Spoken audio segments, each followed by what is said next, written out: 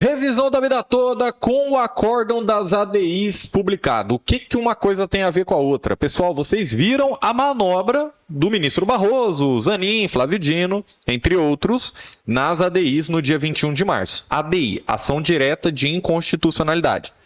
Aquela discussão, né, lá desde o ano 99, uma ação de mais de 24 anos, que o Barroso trouxe a pauta justamente para fazer essa manobra, para julgar a revisão da vida toda indiretamente em um outro processo. E qual foi a consequência direta disso? É que o Flávio Dino, que ele nem poderia se manifestar no processo, ele acabou votando na revisão da vida toda. Mas calma, esse vídeo eu julgo ser um dos mais importantes que você precisa assistir. Eu vou já começar aqui, ó, porque ele trata aqui, ó, antecipação ao voto, ministro Alexandre de Moraes. Nós sabemos que o ministro Alexandre de Moraes é um dos principais defensores que nós temos aqui no STF da revisão da vida toda. Sobre outros julgamentos, 8 de janeiro, Elon Musk, não sei o quê. Beleza, vamos discutir em outros vídeos, mas na revisão da vida toda é o ministro Alexandre de Moraes. É o Edson Fachin, é a Carmen Lúcia e agora até mesmo o André Mendonça. Pasmem, o André Mendonça que votou contra a revisão da vida toda, porque foi colocado pelo então presidente Bolsonaro, agora que o presidente mudou, agora que ele está mais livre para votar do jeito que ele quer, e ele votando a favor dos aposentados. Calma, a gente sabe que precisa de maioria, mas olha esses argumentos que o ministro Alexandre de Moraes trouxe, antecipação ao voto. Isso aqui são palavras do próprio ministro Alexandre de Moraes, beleza?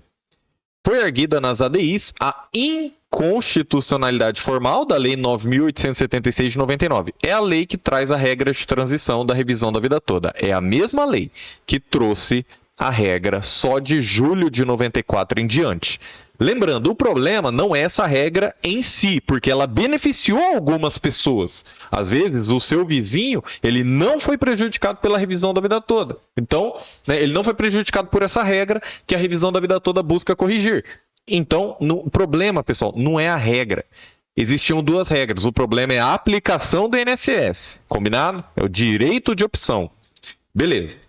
A confederação requerente impugnou sob o argumento de que o projeto de lei do qual decorreu a aprovação não teria observado o artigo 65, parágrafo único da Constituição, que impõe no processo legislativo federal a devolução da proposição à casa iniciadora no caso de alteração substancial. O que é isso aqui, pessoal? Isso aqui, né, na ADI 2110, os partidos, o Partido Trabalhador, PCdoB, PDT, eles entraram para defender os trabalhadores. Vejam bem, né? 24 anos depois a gente está vendo. Queria defender, sim. Só entrou com a ação porque eles eram oposição na época, porque era o Fernando Henrique Cardoso. Agora que eles são a situação, aí eles não querem mais defender o trabalhador, né? Agora tá certo acabar com o direito do aposentado. Vai vendo. E na ADI 2111, quem entrou foi a Confederação Nacional dos Trabalhadores Metalúrgicos aqui, pessoal, e eles atacaram outro ponto, eles atacaram uma inconstitucionalidade formal. Então nós temos a inconstitucionalidade material, a matéria fere a Constituição. E aqui, formal, a forma que a lei foi feita pode ferir a Constituição. Por quê? Porque quando há, assim, um projeto de lei, ele pode começar tanto no Senado Federal como na Câmara dos Deputados. Quando ele começa em um, a casa revisora vira a outra, né? Geralmente começa na Câmara dos Deputados, mas nada impede que possa começar um projeto de lei no Senado. Tá. Aí, pessoal, quando uma outra, vamos supor, a Câmara dos Deputados começou o projeto de lei, passou pelas comissões, aprovado, vai para o Senado aprovar. Se o Senado discute lá e vê que não, vamos mudar esse artigo de lei, não, esse artigo nós vai mudar também, isso aqui nós vai mudar, aí começa a mudar muito a lei, eles não podem simplesmente aprovar as mudanças que eles já fizeram. O que eles têm que fazer? Já que eles mudaram bastante a lei, eles têm que voltar o projeto de lei para a Câmara dos Deputados para ver se eles concordam com isso, e aí sim pode promulgar a lei, aí o presidente assina e está feita a lei. Tá? Esse aqui é uma explicação básica, só para você entender o jogo das leis aqui. E o que está sendo arguido aqui? Está falando que uma casa revisora mudou um monte de coisa da lei e não mandou para outra casa. Só que o ministro Alexandre de Moraes, ele afasta essa inconstitucionalidade na forma. Veja bem, ninguém está falando fator previdenciário, revisão da... Nesse ponto aqui, o pessoal está falando como a lei foi feita, tá? Na forma da lei. E ele fala que uma adequação de redação não significa uma alteração substancial. Então, quando você muda um pouquinho, um textinho, um pouquinho do texto, tranquilo, que você não pode mudar o teor inteiro da lei. E aí ele fala que houve e ocorre várias vezes, né, uma emenda substitutiva, uma emenda, né, sem alterar propriamente o efeito normativo que produzirá a norma a ser aprovada. Então, aqui ele fala, pessoal, ele lembra, né, ele afasta, mantendo inclusive o que o plenário da corte já havia decidido em sede cautelar. Então, quando o Zanin quer falar que já havia uma decisão falando lá de março do ano 2000, pessoal, não caiam nessa falácia, porque essa decisão de março do ano 2000, ela não dizia respeito à revisão da vida toda, ela não dizia que essa regra de julho de 94 em diante será para todo mundo, tá? Então, não confunda essas coisas. Aí fala do período de carência para o salário maternidade. Eu já combinei com vocês no outro vídeo. Tudo o que não disser respeito à revisão da vida toda, eu vou passar adiante, porque é um acórdão de 328 páginas. Eu só faço uma ressalva. Pessoal, esse julgamento do salário maternidade está causando uma avalanche de ações que pode gerar um impacto econômico, não vou falar prejuízo nem nada, um impacto econômico maior que o da revisão da vida toda. Sério, eu vou fazer um vídeo só sobre isso, tá? Por quê? Porque a gente está atacando o salário maternidade? A gente está falando que as mães não têm direito? Não é isso. A gente está falando que o STF utilizou 2 pesos e 2 medidas, tá? É óbvio, é um julgamento muito importante para as mães, né? Até porque você pode entrar até 5 anos depois. Então, se você conhece alguém que teve filho nos últimos 5 anos, mesmo que ela não tivesse carência na época, agora ela pode pedir o salário maternidade, as parcelas do salário maternidade. Então isso está gerando uma avalanche de ações. Você já deve ter visto até panfleto, né? Você teve filho nos últimos 5 anos, né? Não sei, ou anúncio ou panfleto, enfim. Mas beleza. O que não tiver revisão da vida toda, eu vou pular aqui, porque eu quero respeitar o seu tempo, tá bom? Beleza, aí carência, salário maternidade, tal, beleza. Eu vou passar, tá, pessoal? Se você quiser que eu fale sobre salário maternidade, você pede aí nos comentários que eu vou fazer um outro vídeo, aí vai estar na capa salário maternidade. Aí só assiste quem quiser. O terceiro ponto impugnado é o fator previdenciário. O fator previdenciário eu já acho que é um ponto que interessa a muito mais pessoas. Mas mesmo assim eu vou passar reto. Por quê? Porque, pessoal, desde antes do julgamento, tá? Eu já fiz um vídeo sobre a revisão do fator previdenciário. E aí você me fala, rapaz do céu, tem revisão da vida toda, tem revisão do teto, revisão do buraco negro, revisão do tempo especial, revisão da conversão do tempo especial em tempo comum, revisão do PPP, revisão do tempo trabalhado sem carteira de trabalho, revisão, tem várias revisões, mais de 15 revisões. E tem a revisão do fator previdenciário. Mas não é pedindo a inconstitucionalidade do fator previdenciário. Isso aí eu já venho cantando a bola faz tempo, pessoal. Então, ninguém, nem da comunidade jurídica, ninguém tinha a expectativa de que o STF, a essa altura do campeonato, fosse declarar a inconstitucionalidade do fator previdenciário. O que a gente tem que fazer é reconhecer os seus períodos da forma correta para te enquadrar em outra regra melhor que não tenha o fator previdenciário. Aí é um caminho viável, aí eu defendo essa bandeira. Aí, poxa, aí beleza. Agora, em nenhum momento a gente esperou que o fator previdenciário fosse declarado inconstitucional nesse julgamento, pelo menos. Podem haver outras discussões, mas nesse julgamento aí eu tenho que agir, né? Eu não fico aqui. Aqui é só a verdade, pessoal. Aí, aqui a gente começa já a revisão da vida toda. né, a modificação da forma de cálculo do benefício. Multiplicando a média de 80% dos salários de contribuição, e aí, dependendo, tinha com ou sem o fator previdenciário. Aqui ele fala mais sobre fator previdenciário, posso fazer um vídeo também sobre isso, mas vamos para a revisão da vida toda, tá? Beleza. O STF ele já decidiu antes, né? É constitucional o fator previdenciário. Então lembra, né? Para afastar, você precisa buscar uma outra regra com os reconhecimentos corretos dos seus períodos. E aqui começa o show do ministro Alexandre de Moraes. Eu precisava fazer todo esse panorama para você entender, mas aqui começa o show. Essa discussão, né, da norma de transição, que a julho de 94 em diante, já havia obtido 7 votos pela constitucionalidade. Realmente não há inconstitucionalidade, seja na regra definitiva, seja na regra de transição. Dos 7 votos, né, lembrando, pessoal, nesses 7 votos, além de falar que a regra de transição era constitucional, os ministros, em novembro de 2023, última semana de novembro de 2023 e primeira semana de dezembro, ou seja, 6 meses atrás agora, né? Tá completando? Estamos caminhando aqui para junho. 6 meses atrás, os ministros falaram, nesses 7 votos, que o ministro Alexandre de Moraes está citando, que as ADIs não iriam interferir na revisão da vida toda. Já tinha maioria, né? Somente 2 votos. Então, 5 votos já tinham falado que não ia interferir. Só 2 votos do Barroso e do Gilmar Mendes acabaram analisando que você declarar essa constitucionalidade do artigo 3º obstaria, né, colocaria um obstáculo, impediria a possibilidade de afastar a regra de transição, inclusive nas hipóteses tratadas no recurso extraordinário. A questão é que a regra de transição é constitucional.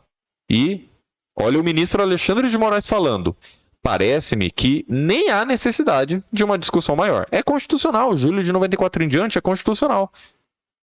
Essa regra por si só, beleza, é uma regra de transição. A regra de transição é constitucional porque desde os debates legislativos, passando pelos debates no Supremo, então Poder Legislativo e Poder Judiciário, né, já falaram que o que ela pretendia é beneficiar o segurado. Fez-se uma regra de transição para que ele não fosse prejudicado em determinados casos. Então, o Poder Legislativo, que faz as leis, ele fez uma lei para beneficiar o segurado, para não prejudicar. O PT, PDT, PCdoB entraram com essa ação, com essa ADI, lá em 99, para proteger o trabalhador e o segurado.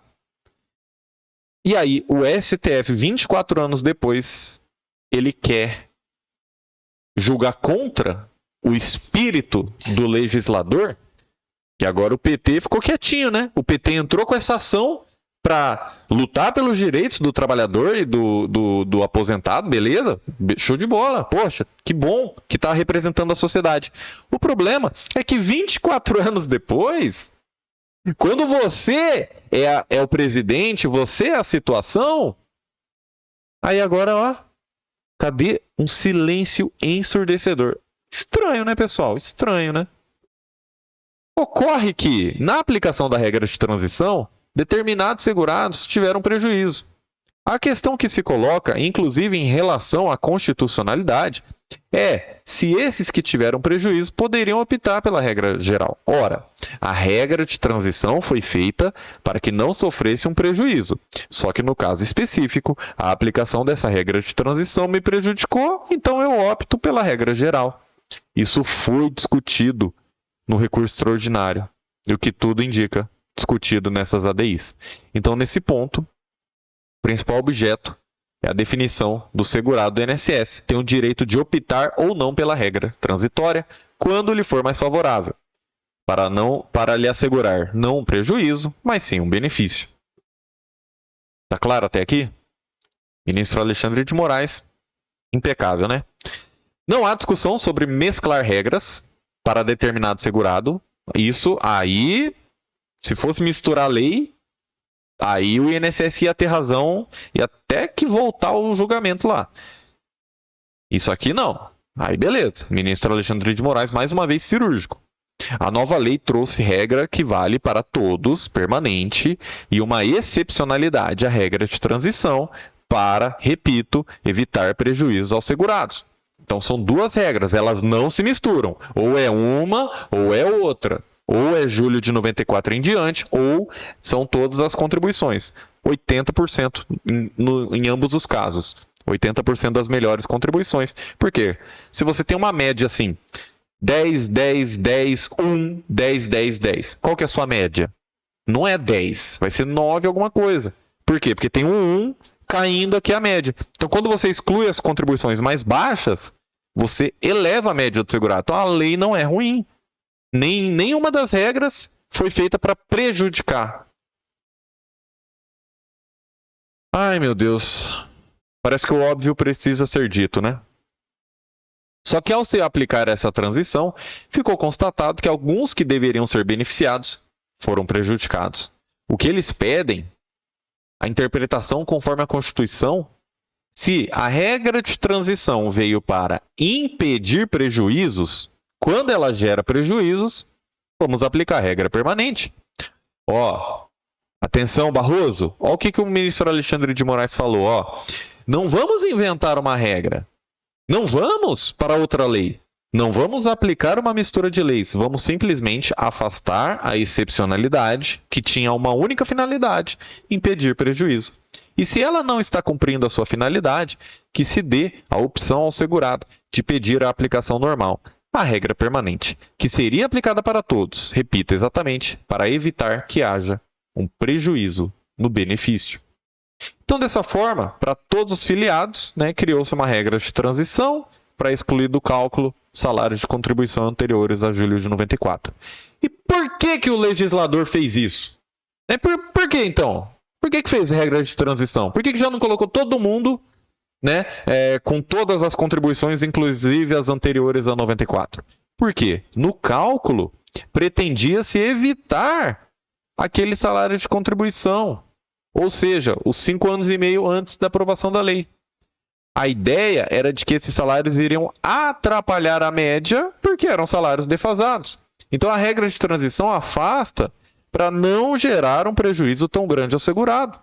Só que em algumas hipóteses, como disse, contar a regra geral, não afastando esse salário de contribuição, mantém um benefício melhor. Em outras palavras, para todo mundo aqui entender, se o legislador tivesse estabelecido só uma regra, a regra permanente, inúmeros segurados teriam sido beneficiados. Eles não teriam, pelo menos, não teriam sido prejudicados. Então, o legislador quis ajudar. Só que ao tentar ajudar todos, prejudicou muitos. Então, se estipássemos a regra de transição, esses muitos teriam o mesmo tratamento. E o ministro Alexandre de Moraes fala o seguinte: faço questão de insistir nisso, porque eles não estão pedindo um tratamento especial. Estão pedindo tratamento da regra geral. Então você que está lutando pela revisão da vida toda, você não está lutando por, eu sou o especial aqui, nossa, eu valho mais do que os outros. Não! Não pense assim. Você que está pedindo a revisão da vida toda, você, pelo contrário, você não quer o benefício, você não quer que estendam um tapete vermelho para você, você só quer ser tratado igual a todo mundo. Entenda isso, pessoal. Tem gente que fala, eu não tive direito à revisão da vida toda, é um absurdo. Pessoal, se você não teve direito à revisão da vida toda, quer dizer que você não foi prejudicado. Comemora, agradece a Deus um pouco na sua vida, o que é isso? Só reclama. Olha a luta de quem foi prejudicado. Você que está lutando pela revisão da vida toda, você foi prejudicado.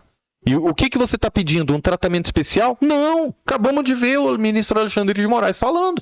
Você só está pedindo para ser tratado igual todo mundo. Porque uma regra que era para te beneficiar te prejudicou. Então você quer a regra geral. Você fala assim, me trata igual todo mundo. E olha o ministro Edson Fachin entrando aqui agora nesse voto, ó.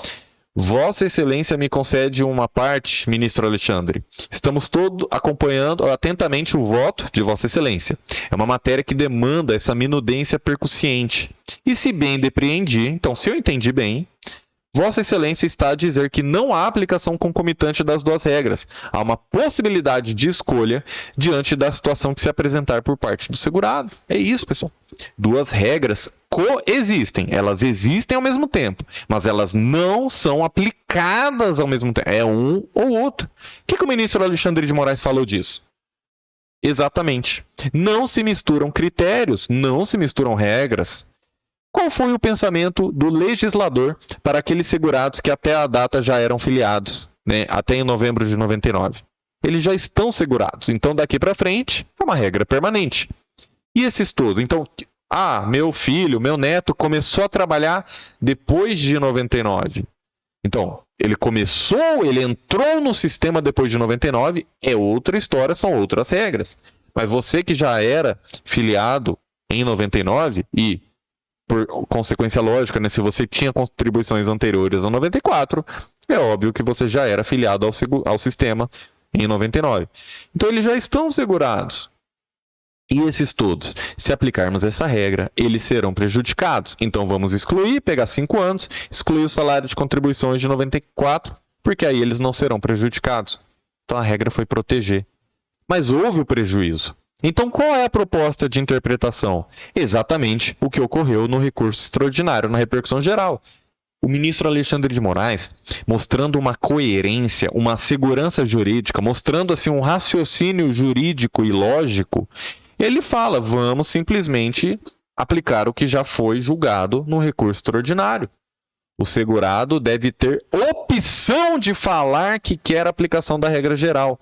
Ele não vai pedir uma outra norma, ó. Se você quer inventar regra, aí não. Nem o Alexandre de Moraes falou que você pode inventar regra, não. Vamos interpretar. Mas você tem o direito de opção. Desde o começo eu falei, a briga da revisão da vida toda é o direito de opção, pessoal. Se você me acompanha há mais tempo, você sabe disso. Em outras palavras, agradeço o que o legislador fez por mim para melhorar a minha situação. Só que eu quero ser tratado igual a todo mundo. Eu quero ser tratado igual a todo mundo. Eu quero a regra geral de todos os salários de contribuição. Aí ele não é prejudicado. Não há mistura de regras, não se mistura regra permanente com regra transitória. Próximo tópico aqui, vou deixar para outro vídeo, para outra live. Tá claro aqui, até aqui, pessoal? Você está entendendo? É um acórdão de 328 páginas, né? Então a gente vai fazendo a leitura dele só do que interessa. Mas olha essa manifestação aqui do ministro Alexandre de Moraes e que ao final aqui ainda teve a participação do Edson Fachin para deixar bem claro que a briga é pelo direito de opção. E o Barroso, ele não pode tirar esse direito de opção, nem o Barroso, nem ninguém, porque foi decidido em dezembro de 2022, no recurso extraordinário, na repercussão geral, no tema 1102. Tem muita coisa para acontecer ainda. A publicação do acórdão é um passo a mais para a resolução final da revisão da vida toda. É claro que o Barroso ele quer impedir, né? Ele quer segurar a regra. A gente não teve ainda o julgamento de embargos, nem publicação do acórdão dos embargos, nem nada disso na revisão da vida toda. Então, isso aqui, essa publicação das ADIs é um passo importante. Por quê? Porque sem essa publicação das ADIs, nem se poderia embargar as ADIs. Entendeu? Poxa, professor, mas ainda vão embargar essas ADI, vai demorar pra caramba. Pois é, pessoal, mas é uma chance a mais de reverter essa decisão. E ninguém aqui vai entregar a toalha, ninguém aqui vai jogar a bandeira branca, ninguém aqui vai desistir. Tá proibido desistir da revisão da vida toda, ainda mais agora com a publicação do acórdão, ainda mais agora que abriu-se o prazo para os embargos de declaração. A Procuradoria-Geral da República já foi intimada e ela foi a favor dos aposentados na revisão da vida toda. Então acalma o seu coração, pessoal. Tem muita coisa ainda para acontecer. É claro que a publicação do acórdão, a gente viu a tese, a ementa, a gente viu que trouxe o que foi decidido lá atrás. Não foi surpresa para ninguém que o Barroso ele quer barrar o direito de opção. Mas você está vendo que não é só, nossa, é só o professor Nakamura que está a favor aqui? Não, né, pessoal? Olha o tanto de advogados que estão trabalhando e dentro do STF nós temos ministros ainda lúcidos, né? Ministros que sabem respeitar a decisão da maioria, a decisão do colegiado de dezembro de 2022. Que bom que ainda temos lucidez no STF. Porque o que estão querendo fazer é uma manobra. E isso não vai passar, pessoal. E Deus te abençoe grandemente. Saúde e paz. Quero que você comente aqui a sua opinião. Comenta aqui a sua opinião. Não precisa ter medo, não. Ninguém aqui vai te punir pela sua opinião. Comenta a sua opinião. De forma respeitosa, beleza? Mas comenta o que está no seu coração. Comenta o que está no seu coração. Estamos juntos. E até a próxima.